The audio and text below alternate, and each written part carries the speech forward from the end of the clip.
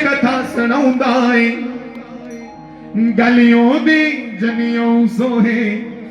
एक बार भैया कैमरा इधर करियो जनता की ओर। कितने लोग जिन्होंने यज्ञोपवीत डाला है, जिन्हें गुणे गुणे पाया।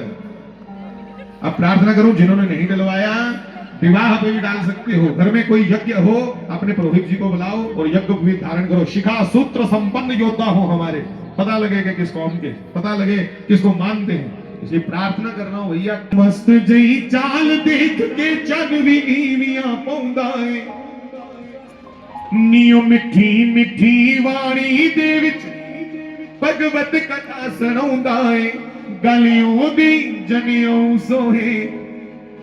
उमात वसंती जाया साहब। सभी नौजवान ध्यान दे, तभी तुम्हारा जीवन सार्थक है कि तुम्हारे कारण तुम्हारे माता पिता की जय जयकार हो जाए। समझना तब तुमने जन्म लिया, अन्यथा पैसा किसके पास नहीं साहब। हाँ, पैसा तो उनके पास भी है जिनको देखकर लोग कहते हैं ये वैश्या जा रही है।